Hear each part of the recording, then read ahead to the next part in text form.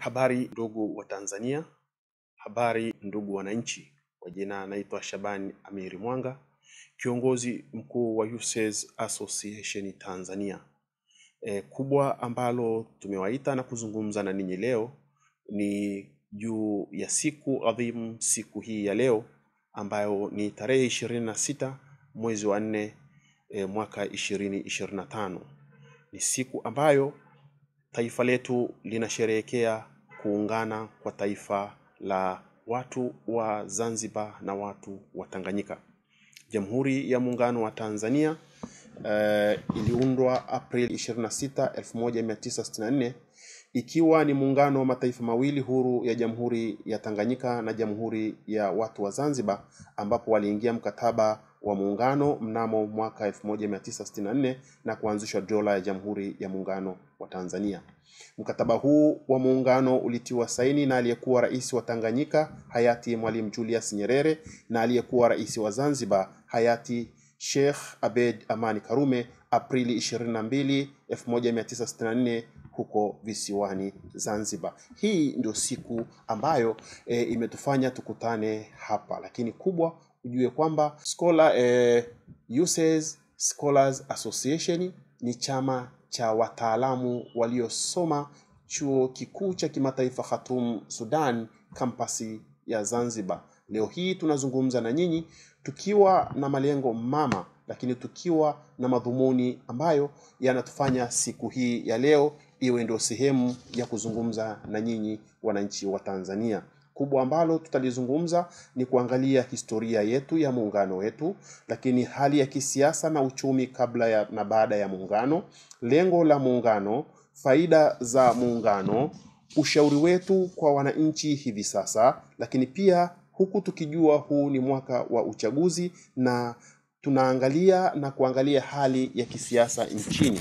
Hali ya kisiasa ikoje, nini cha kufanya, yapi yanayotakiwa kufanyika kwa mujibu wa sheria na kanuni za nchi yetu. Na zaidi tutaangalia mambo muhimu ambayo kila mwananchi na kila raia anatakiwa kuyafanya, lakini pia tutakuwa na ahadi ya utii, lakini pia tutakuwa na maneno ya shukrani kwa serikali yetu. Ndugu wananchi, mkataba huu ambao tunaweza tukasema ni sehemu fupi ya historia ya muungano wetu ulithibitishwa na Bunge la Tanganyika na Baraza la Mapinduzi hapo tarehe 26 Aprili 1964. Tarehe 27 Aprili 1964 viongozi wa nchi zote mbili walikutana katika ukumbi wa Karimjee jijini Dar es Salaam na kubadilishana hati za muungano. Pamoja na hayo, jina lililopatikana ni jina la Jamhuri ya Muungano wa Tanganyika na Zanzibar lilibadilishwa baadaye mnamo tarehe 28 Oktoba 1964 na kuwa Jamhuri ya Muungano wa Tanzania kwa kupitia sheria ya Jamhuri ya Muungano, sheria namba 61 ya mwaka 1964. Baada ya hapo kukawepo na muundo wa muungano, ambapo muundo wa muungano wa Tanzania kama ulivyoelezwa katika katiba ya Jamhuri ya Muungano wa Tanzania una vyombo viwili vyenye mamlaka ambayo ya utendaji, ambavyo serikali ya Jamhuri ya Muungano na serikali ya Mapinduzi ya Zanzibar. Vyombo hivi viwili vyenye mamlaka ya kutekeleza utoaji haki ambavyo ni mahakama ya Jamhuri ya Muungano wa Tanzania na mahakama ya Zanzibar, na vyombo viwili vyenye mamlaka ya kutunga sheria na kusimamia utekelezaji wa shughuli za umma ambavyo ni Bunge la Jamhuri ya Muungano wa Tanzania na Baraza la Wawakilishi Zanzibar. Serikali ya Jamhuri ya Muungano wa Tanzania inashughulikia mambo yote ya muungano kama yalivyoainishwa katika katiba ya Jamhuri ya Muungano wa Tanzania ya mwaka 1977 na yasiyo na muungano kwa upande wa Tanzania bara. Aidha, serikali ya Mapinduzi ya Zanzibar inashughulikia mambo yote yasiyo ya muungano kwa upande wa Tanzania Zanzibar. Kubwa ni sababu za kuwepo muungano. Jambo hili lililopelekea Tanganyika na Zanzibar kuungana ni kwamba ulikuwepo kutokana na sababu mbalimbali, kama vile kuwepo kwa mahusiano ya karibu na ya kihistoria baina ya Tanganyika na Zanzibar katika nyanja mbalimbali kama vile udugu wa damu, biashara, utamaduni na lugha ya mahusiano karibu kisiasa, hususan baina ya vyama vya TANU na ASP. Pia adhima ya kuwa na muungano wa Afrika, hususan kwa kuanzia na shirika la Afrika Mashariki. Hata kabla ya uhuru wa Tanganyika, Mwalimu Nyerere pamoja na viongozi wengine walikuwa wakipigania uhuru katika ukanda wa Afrika, walikuwa na matarajio ya kuwa na muungano wa Afrika. Mwalimu Nyerere binafsi alipendelea uwepo wa muungano wa Afrika kwa kuanzia na mashirikisho ya kikanda. Ndugu wananchi, kimsingi zipo sababu mbalimbali zilizosababisha muungano huu, kama vile historia za nchi hizi mbili, ukaribu wa nchi hizi mbili, muingiliano wa kijamii, ushirikiano wa kibiashara, ushirikiano madhubuti na wa muda mrefu wa kisiasa baina ya TANU na ASP, ushirikiano na urafiki wa muda mrefu kati ya watu, viongozi na wakati wa harakati za utaifa uliopelekea uhuru wa nchi hizi mbili. Tukiangalia hati ya muungano kama tulivyozungumza hapo awali, msingi wa katiba ya Jamhuri ya Muungano wa Tanzania ya mwaka 1977 na katiba ya Zanzibar ya mwaka 1984 ni hati za muungano za mwaka 1964. Hati za muungano zilitiwa saini na waasisi wa muungano tarehe 22 Aprili 1964 na kupelekea Tanganyika na Zanzibar kuwa dola moja ya Jamhuri ya Muungano wa Tanzania. Baada ya muungano, Mwalimu Julius Kambarage Nyerere alikuwa rais wa kwanza wa Jamhuri ya Muungano wa Tanzania na Sheikh Abeid Amani Karume alikuwa makamu wa rais wa Jamhuri ya Muungano wa Tanzania. Aprili 26, 1964, bunge la Tanganyika lilipitisha sheria za muungano. Hali kadhalika, sheria hizi zilithibitishwa na Baraza la Mapinduzi Zanzibar. Sheria hizi za muungano zilithibitisha hati za muungano, zilitaja rais na makamu wa rais, zilitaja muundo na katiba ya muungano. Aidha, Aprili 27, 1964, waasisi wa muungano walibadilishana hati za muungano na wajumbe 7 wa Baraza la Mapinduzi waliapishwa kuwa wabunge wa Bunge la Jamhuri ya Muungano wa Tanganyika na Zanzibar, ambao ni Sheikh Abeid Amani Karume, Kasim Abdallah Hanga, Abdurrahmani Muhammad Babu, Hassan Nasoro Moyo, Sheikh Abud Jumbe, Hasnu Makame na Sheikh Idris Abdul Wakil. Baada ya kuapishwa kuwa wabunge, wakateuliwa kuwa mawaziri wa serikali ya muungano. Kabla ya muungano kulikuwa na katiba ya Tanganyika ya mwaka 1962 na upande wa Zanzibar kulikuwa na amri za kikatiba, decrees. Katiba ya Tanganyika baada ya kufanyiwa marekebisho ili kukidhi mahitaji ya muungano iliendelea kutumika kama katiba ya muungano ya mpito hadi mwaka 1977 iliyopitishwa katiba ya Jamhuri ya Muungano wa Tanzania kwa mujibu wa makubaliano ya muungano wa sheria. Ndugu wananchi, kwa nini tumeitaja historia hizi na kwa nini tumesema tulete historia? Ni baada ya leo hii kutimiza miaka 61 ambayo tunaamini kabisa ni miaka ambayo tumeishi kwa amani, ni miaka ambayo tumeishi kwa ushirikiano na ni miaka ambayo Tanzania imepitia hatua nyingi katika masuala mazima ya maendeleo. Kwa hiyo kwa kifupi tumeona malengo ya muungano, lakini tumeona pia faida za muungano wetu. Na kama tulivyosema awali kwamba muungano huu ulikuwa ni kwa sababu ya muingiliano wa kijamii, lakini ukaribu uliopo kati ya visiwa vya Zanzibar na iliyokuwa Tanganyika ndio maana ikabidi tuungane. Na tumeziona faida nyingi za muungano. Leo hii nazungumza na ninyi kama kiongozi mkuu wa chama cha wataalamu Tanzania kwa maana ya USEZ Scholars Association nikiwa visiwani Pemba. Hii ni mojawapo ya faida ya muungano. Na leo hii tumeona masuala mazima ya kibiashara ambayo mengi tumeyaona yakifanyika kati ya Wazanzibari na kati ya Watanganyika, ambapo sote kwa pamoja tunasema ni masuala ya faida za muungano. Lakini tumeona kazi nyingi zinazofanyika kwa maana ya maendeleo katika ardhi ya visiwa vya Zanzibar, lakini katika ardhi ya Tanganyika. Kwa maana ya kwamba muungano wetu ulikuwa ni muhimu sana na ulikuwa na faida kubwa sana, ambapo mpaka hivi sasa tuna miaka 61, miaka ambayo tumekuwa tukiishi kwa amani, miaka ambayo tumekuwa tukiishi kwa ushirikiano, miaka ambayo tumekuwa tukifanya kazi nyingi za maendeleo kati ya pande hizi mbili. Ndugu wananchi, kubwa ambalo pia tungependa tulizungumze ni hali ya kisiasa baada ya muungano, ambapo tuliona baada ya kuunganika TANU na ASP kulitengenezwa vyama vingi, ambapo vyama hivi kikiwepo Chama cha Mapinduzi ambacho kilikuwa kikishika hatamu mpaka pale kulikokuja vyama vingi vya kisiasa, ambapo kila vyama viliruhusiwa kutangaza sera zake. Ndugu wananchi, hali ya kisiasa iliendelea kuimarika, kwa maana ya kwamba kila chama ambacho kilikuwa na uwezo wa kunadi sera zake kwa wananchi kilinadi, lakini baadaye kulitokea na hali ambazo sintofahamu ambazo ziliweza kuleta machafuko, kwa maana ya kwamba kuleta vurugu, lakini kutokana na uimara wa pande zote mbili, kwa maana ya serikali yetu ya Jamhuri ya Muungano wa Tanzania, lakini serikali ya Mapinduzi, vurugu hizi zilidhibitiwa, lakini baadhi ya maeneo kulibaki na athari kubwa ambazo ndizo pia zinatufanya tuzungumze na wananchi hivi leo, huku tukijua huu ni mwaka wa uchaguzi. Ndugu wananchi, hali ya kisiasa ilivyo hivi sasa ni shwari, na tunamshukuru Rais wa Jamhuri ya Muungano wa Tanzania Dr. Samia Suluhu Hassan aliyepokea nafasi hii kupitia kwa mtangulizi wake ambaye ni hayati Dr. John Pombe Magufuli, kuendelea kuisimamia serikali, lakini kuendelea kusimamia shughuli za maendeleo. Lakini kwa kuwa tunajua mwaka huu ni mwaka wa uchaguzi, ni mwaka ambao tumekuwa tukishuhudia mambo mengi, ndio maana tumesema tuzungumze na wananchi, sisi kama USAID Scholars Association au kama taasisi ambayo inajihusisha na wataaluma wa nchini Tanzania. Tunapozungumza hali ya kisiasa ya hivi sasa, tumeona na tumeshuhudia baadhi ya viongozi wa kisiasa, baadhi ya viongozi wastaafu wa kisiasa, baadhi ya viongozi wa kisiasa wa kiserikali, lakini na wa vyama vingine kuwa na maneno ambayo kwetu tumeona si sahihi, lakini pia tumeona ni maneno ambayo yanaweza kuleta madhara katika mwaka huu wa uchaguzi. Tumeona baadhi ya viongozi wa kidini wakiikemea serikali, lakini wakitoa maneno ambayo kwa vipimo vyetu tunaamini kabisa ni maneno ya kiuchochezi.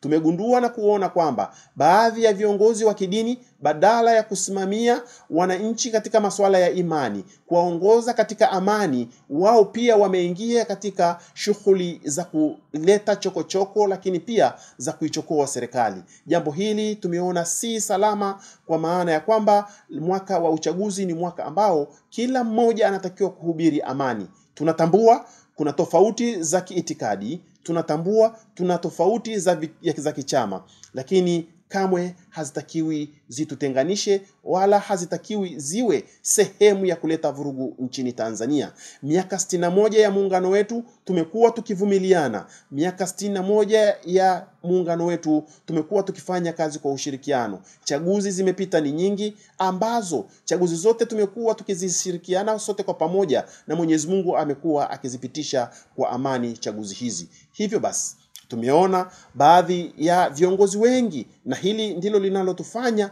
tuzungumze na wananchi tukiwajuza kwamba yoyote yule ambaye anaamini kwamba ni mwanasiasa, yoyote yule ambaye anaamini anawapenda wananchi, awe mstari wa mbele kudumisha amani. Tumeviona vyama vingi vya kisiasa, vipo vyama ambavyo vipo tayari kufanya uchaguzi, lakini vipo vyama ambavyo vimeamua kutokana na matakwa yao kutokutambua au kutokutaka kufanya uchaguzi. Hatuwezi kamwe kuingilia vyama ambavyo vimeamua kulingana na katiba zao na matakwa yao. Lakini kubwa ambalo tunaomba wananchi, tujitahidi kabisa kujua ya kwamba amani ya nchi yetu ikiterereka, hakuna ambaye anaweza kuirudisha kwa haraka. Tumeona nchi zetu za jirani, lakini tumeona nchi mbalimbali zinapopata shida kuirejesha amani inapokuwa imetoweka. Tusiwe wa kwanza kuingia katika mtego wa kuiharibu amani yetu ya Tanzania. Vile vyama ambavyo vinaamini kwamba haviwezi vikafanya uchaguzi ni kutokana na demokrasia iliyopo, tuwaache na tusiwabughudhi, lakini na wao pia wasiwe sehemu ya kuwabughudhi wananchi, wasiwe sehemu ya kuwakejeli vyama vingine, wasiwe sehemu ya kuwatwenza nguvu wale ambao wao wanaamini kufanya uchaguzi ni sehemu ya demokrasia yao. Lakini pia wananchi, tuwapime viongozi wote wa kisiasa ambao lengo lao kubwa ni kuhatarisha amani ya nchi yetu. Si kweli kwamba tukihatarisha amani ya nchi yetu ndio tunaweza tukapata maendeleo. Ni jambo la busara kwa viongozi hawa kutambua wananchi wapo tayari kwa ajili ya maendeleo, na wananchi hawapo tayari kwa ajili ya visa, chokochoko na madhara ambayo wananchi watayapata. Ndugu wananchi, nirudie tena kusema kwamba hali ya kisiasa kupitia kwa rais wetu Dr. Samia Suluhu Hassan tunaamini kabisa ipo madhubuti na ipo vizuri. Rais alitoa uhuru wa vyama vya kisiasa kufanya mikutano ya hadhara. Rais wa Jamhuri ya Muungano wa Tanzania alitoa uhuru kwa vyama vyote kujinadi. Ni wakati hivi sasa kuviasa na kuvitaka vyama vya kisiasa vifanye majukumu yake ya kisiasa. Lakini pia kuwaomba baadhi ya viongozi kuachia mihimili ya kisheria na ya kikanuni yaifanye kazi yao vizuri. Mathalan, tusiingilie mahakama, tusiliingilie jeshi la polisi, wala tusiingilie wasajili wa vyama. Vyama vyote vipo chini ya msajili wa vyama. Wao wenyewe wanajua jinsi gani ya kuwasiliana na kufanya kazi juu ya yote ambayo yanahusu masuala ya kisiasa. Ndugu wananchi, nipende kurudia tena, hii ni nchi yetu ya Tanzania, nchi ambayo kila mmoja anapenda kuja kuishi. Leo hii vurugu zikitokea, leo hii machafuko yakitokea katika nchi hii, yatatokea madhara makubwa sana. Hakuna ambaye ana sehemu ya kukimbilia, hakuna ambaye ana uwezo wa kuweza kuhama nchi hii, zaidi tutapata shida sana. Niwaombe na kuwataka tuendelee na amani iliyopo, tuendelee kushirikiana na tuendelee kufata sheria na kanuni za nchi, lakini na taratibu pia. Lakini tuendelee kuwasikiliza viongozi wetu ambao kwa namna moja au nyingine sisi ndio ambao tuliwachagua na sisi ndio ambao tutawachagua tena. Yule ambaye anahisi na ana uwezo wa kuliongoza taifa letu ana nafasi ya kuingia kwenye kinyang'anyiro, ana nafasi ya kutueleza sisi kama wananchi ni jambo gani ambalo ana uwezo wa kulifanya, na sisi ndio wa kuamua. Tusibabaishwe na wala tusilazimishwe kuingia kwenye machafuko kwa maslahi ya watu wachache. Tunatambua wapo watu ambao wana uwezo hivi sasa wa kuondoka nchini Tanzania, na tunajua kuna watu ambao wana hifadhi za kisiasa katika mataifa mengine makubwa, ambao wao ndio wamekuwa vinara wa kuleta uchochezi, lakini kutaka kuhatarisha usalama na amani ya nchi yetu. Ndugu wananchi, tujiulize, mimi na wewe, una kiasi gani cha fedha kwenye akaunti yako? Ni wapi una hifadhi ya kisiasa nchi itakapokuwa imepata machafuko? Ni jibu ni hapana. Nchi yetu ni Tanzania na tunaipenda nchi yetu. Wale wote ambao wana hifadhi za kimataifa, wale wote ambao wana uwezo wa kutuacha kama walivyotuacha katika siku zilizopita, wasiwe na tusiwaruhusu watuingilie katika maslahi mapana ya maendeleo ya nchi yetu na amani ya nchi yetu. Lakini pia ni nini cha kufanya hivi sasa, ndugu zangu wananchi? Jambo la msingi, tutulie, tushirikiane na tuvumiliane katika masuala mazima ya kisiasa, ili tuweze kumaliza uchaguzi wetu mkuu, ili tuweze kuona matunda na kuendelea kuyala matunda ya miaka 61 ya muungano wa Tanzania. Ndugu wananchi, sote kwa pamoja tunajua kwamba amani ndio tunu yetu. Sote tunajua kwamba miaka 61 ya muungano si miaka michache. Wote tunatambua kwamba tumeyaona mengi yaliyofanywa na viongozi ambao wametangulia, lakini kubwa ambalo tunaweza tukalizungumza ni kuhusu viongozi waliopo madarakani. Ni dhahiri shahiri kila mmoja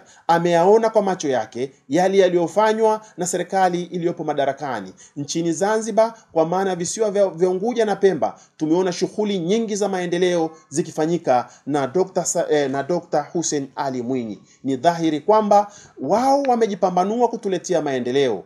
Miundombinu ikiwemo barabara, miundombinu ikiwemo majengo ya shule tumeziona zikijengwa, lakini hospitali tumeziona kwa macho yetu. Ndugu wananchi, kikubwa ambacho tunaweza tukasema ni kwamba viongozi wetu kwa kweli wamefanya kazi kubwa sana, hususan katika visiwa vya Zanzibar. Tumeona barabara zinajengwa, tumeona hospitali zinajengwa, lakini vifaa tiba tumeviona katika mahospitali, lakini pia tumeona shule zinajengwa. Ni nini ambacho sisi kama wananchi tunatakiwa tukifanye kwa viongozi hawa, zaidi ya kuwapa ushirikiano mkubwa, kwa kuwa wao wamefanya kwa ajili yetu sisi wananchi. Lakini tumeshuhudia Dr. Samia Suluhu Hassan amekuwa raia namba 1 katika uhamasishaji wa amani. Amekuwa ni mtu wa maridhiano, amekuwa ni mtu ambaye amekuwa na utu, mvumilivu, na amekuwa akipenda maendeleo na maridhiano. Dr. Samia Suluhu Hassan ameweza kutekeleza miradi yote ya kimkakati ambayo sisi wananchi ndio kimbilio letu, sisi wananchi ndio hitajio letu.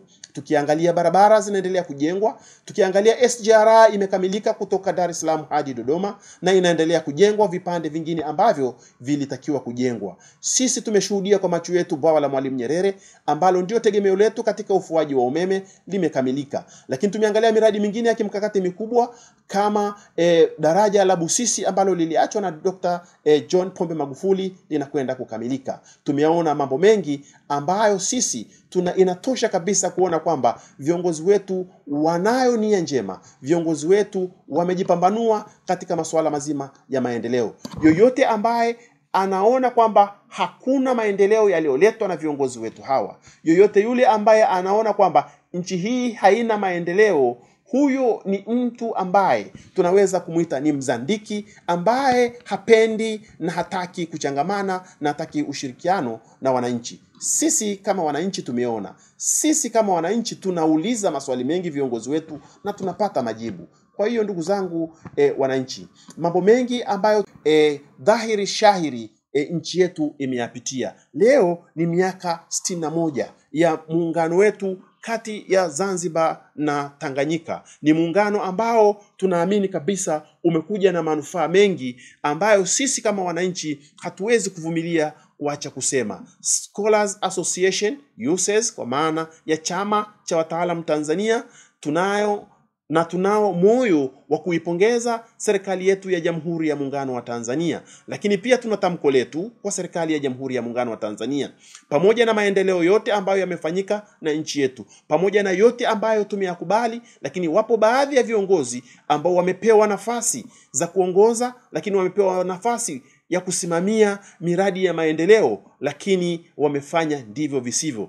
Tunamuomba rais wetu, lakini tunawaomba viongozi wetu wote kwa pamoja, kwa wale ambao wamekuwa ni wabadhirifu, kwa wale ambao wameshindwa kutekeleza wajibu wao kwa maana ya ajira au kwa maana ya usimamizi, washughulikiwe kwa mujibu wa sheria na katiba. Pia tunaliomba jeshi la polisi la Tanzania, ndilo pekee na ndio kimbilio la wananchi wa Tanzania katika kulinda amani na mali zao. Jeshi la polisi la Tanzania litambue kwamba amani ikiterereka, wao watakuwa ni sehemu ya sababu ya amani hii kuterereka. Tunaliomba jeshi la polisi na tunaomba wale wote ambao wapo kwa malengo ya kusimamia amani ya nchi yetu, waendelee na washike hatamu kusimamia amani ya nchi yetu. Wale wote wenye chokochoko, wale wote ambao wana nia mbaya na Jamhuri yetu ya Muungano wa Tanzania, tunaomba washughulikiwe kwa mujibu wa sheria na kanuni na kwa mujibu wa katiba. Jeshi la polisi ndilo pekee ambalo ndio kimbilio letu, na sisi tuseme kwa namna moja au nyingine, wananchi wetu wa Tanzania tukubali na tuwe tayari kutoa ushirikiano kwa jeshi letu la polisi. Tuwe tayari kushirikiana na jeshi la polisi, kwa sababu amani hii ikitoweka, biashara unayoifanya, maisha unayoishi ni lazima yabadilike. Ni lazima shule zitafungwa, hospitali zitaharibika, miundombinu itaharibika, vyanzo vyote vya mapato ambavyo tunavyo vitaharibika. Tutakuwa na nchi nyingine ambao hatujui itakuwa na jina gani. Tutakuwa na nchi nyingine ambao hatujui itakuwa na sura gani. Sura ya Tanzania, amani ya Tanzania ni kimbilio la watu wengi. Tumeona kupitia sekta ya utalii, watalii wengi wamemiminika Tanzania. Hii ni kutokana na Dr. Samia Suluhu Hassan kuifungua nchi. Mfano, alikuwa na Royal Tour ambayo ilitangaza Tanzania, na kutokana na amani iliyopo Tanzania, kutokana na usalama uliopo Tanzania, watalii wengi wamemiminika nchini Tanzania ili kuweza kutuletea maendeleo, na wengi tumekuwa tukipata fedha za kigeni kupitia watalii wao. Ndugu wananchi, Rais wa Jamhuri ya Muungano wa Tanzania alifungua nchi kiuchumi, na tumeona wawekezaji ni wengi sana ambao wamemiminika Tanzania, na uwekezaji ni mkubwa ambao unachangia pato letu la taifa. Ndugu wananchi, hayo ni mambo ambayo nchi yetu ilikuwa inahitaji, na hayo ni mambo ambayo tulikuwa lazima tuyapate. Hivyo basi, haya yote hayaji kwa sababu tu, isipokuwa yanakuja kwa sababu tayari Tanzania imekuwa ni nchi ya amani, usalama umekuwa ni mkubwa. Ndio maana raia wengi kutoka mataifa mbalimbali wamekuja kuwekeza nchini Tanzania. Ndio maana watalii kutoka nchi mbalimbali wanakuja kutembea Tanzania. Ndio maana wananchi wa Tanzania wanafanya kazi zao kwa usalama na amani kama ilivyokuwa desturi yetu wa Tanzania. Ndugu wananchi, tuseme tu kwa kifupi, leo hii ni siku ambayo Tanzania na Tanganyika na Zanzibar ziliungana zikawa Tanzania. Leo ndo siku ya historia na ndo sherehe ya siku ya muungano, ambapo muungano huu unatimiza miaka 61. Tuenzi muungano wetu, tuwaenzi walianzisha muungano huu kwa kufanya kazi kwa bidii, kwa kutoa ushirikiano kwa serikali zetu zote, lakini pia kuachana na magenge yote ambayo lengo lao ni kuchafua hali ya amani Tanzania. Ndugu wananchi, hakuna mengi ambayo tunaweza tukazungumza isipokuwa ni kutoa ahadi ya utii kwa Rais wa Jamhuri ya Muungano wa Tanzania kwamba sisi kama USEZ Scholars Association tupo tayari kuiunga mkono serikali ya Jamhuri ya Muungano wa Tanzania na serikali kwa ujumla, lakini pia tupo tayari kuilinda amani ya nchi yetu. Tupo tayari kufuata maelekezo ya serikali yetu, lakini tunatoa tamko la karipio na tunatoa karipio kwa wale wote ambao kwa namna moja nyingine wanashiriki kuchafua hali ya amani tulionayo.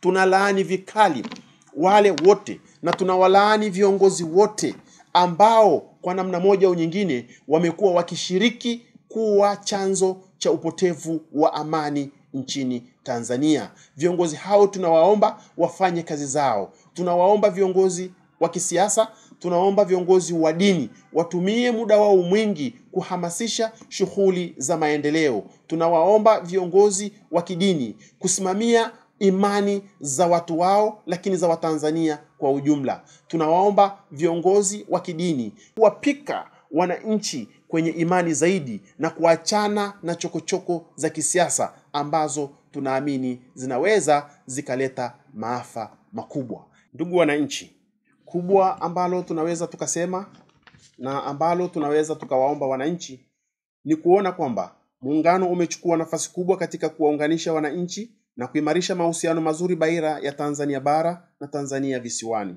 Jamhuri ya Muungano wa Tanzania imeweka wigo mpana kwa wananchi wake kuweza kuzitumia fursa mbalimbali zilizopo za kiuchumi, kisiasa na kijamii kwa lengo la kujipatia maendeleo. Hivyo basi, ni vyema tukatumia ipasavyo fursa zilizopo Tanzania bara na Tanzania visiwani kwa kuleta maendeleo yatakayoinua hali ya uchumi wa Tanzania. Ili tuweze kuzitumia vizuri fursa hizi, hatuna budi tuulinde, tuuimarishe na kuhudumisha muungano wetu adhimu, kwani ni dira ya maendeleo ya mafanikio yetu. Hivyo basi, nawaomba wananchi wa Tanzania na wale wote ambao ni wapenda maendeleo, na wale wote ambao wanapenda muungano wetu, na wale wote ambao wanapenda amani ya nchi yetu, tuliendelee kuliombea taifa letu, tuendelee kuombea viongozi wetu, lakini tuwape ushirikiano viongozi wetu. Mungu ibariki Afrika, Mungu ibariki Tanzania. Niwatakieni kila laheri. Asanteni sana.